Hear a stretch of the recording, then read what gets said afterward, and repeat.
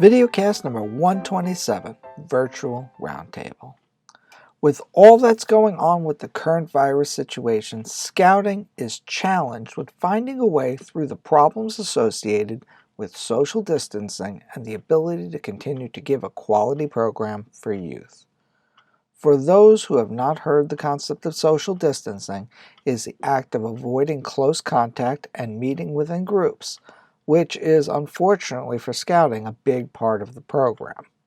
So this Scoutmaster Dave program is about what we did this past Wednesday after non-essential gatherings were suspended in our council.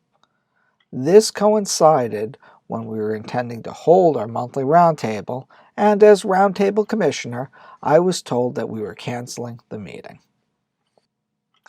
Now, I've been trying to get a roundtable through Facebook going for a while and have live streamed a couple of times this past year, and there's been limited success in doing so. But as a roundtable commissioner, I've seen that it's harder and harder to get people to come out to roundtable. Some say it's because many of the resources are online, some say it's the program that's run. That, however, is another discussion altogether. But I digress.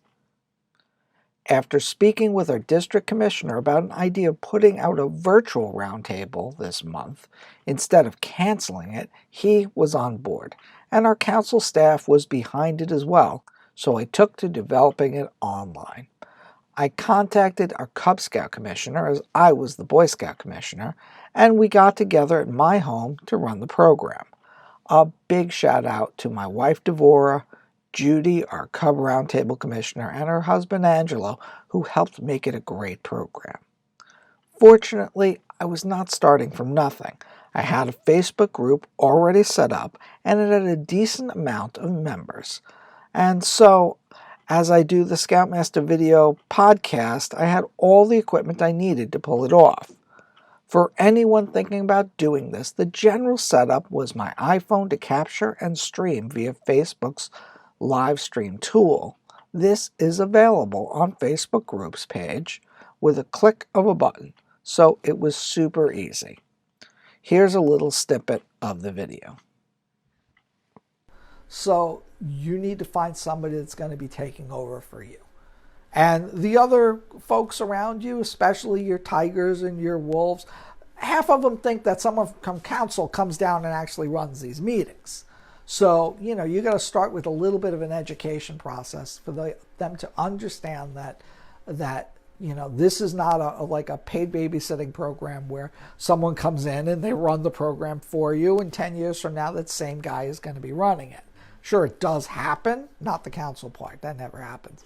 But somebody sticking around for a long time does happen, but it's less and less common. More than likely somebody who is in the Cub program is moving up to the Boy Scout program. Someone in the Boy Scout program, as their child begins to age out or gets into older, they'll either leave the program or they become more active in council type activities. So it is a natural progression. So you will lose people along the way. So you really need to kind of like lay the groundwork for getting somebody in there. Okay. So let's talk a little bit about approaching the prospects. And this does go back to the simple asks. If you Sorry, he says, Jerry said no, it was Pete Shields. It was Pete Shields. Oh, okay. Excellent. Cool. Thank you very much, Jerry. So let's go back to approaching the prospects. In our setup, I had a camera on a tripod and pointed at a central point with a projector running with a roundtable program. As Facebook is not really designed for this type of presentation, it was a bit difficult, as other presentation services let you have a video display and show your slides. But since we didn't have this, only the video, I projected it behind me and worked through our presentation. Normally, when I present slides at Roundtable, I have a projector, a clicker to advance the slides, and a screen to project on. But if you don't have any of this, you can make what's called a flip book, with printouts of your pages and manually flipping the page as you go through it. In fact, depending on your setup, Having this on a desk next to you might even work out better, and the slides might be clearer. Another important point of the presentation was having my wife monitor the chat and interject so there would be some amount of two-way conversation going on. Note, however, there was about a 12-second delay, so stopping and waiting for comments along the way was helpful. The good thing about this is you can save the session for others to view later on Facebook. While it's not the same as a live presentation, it does get your content out there, which is really the point anyway.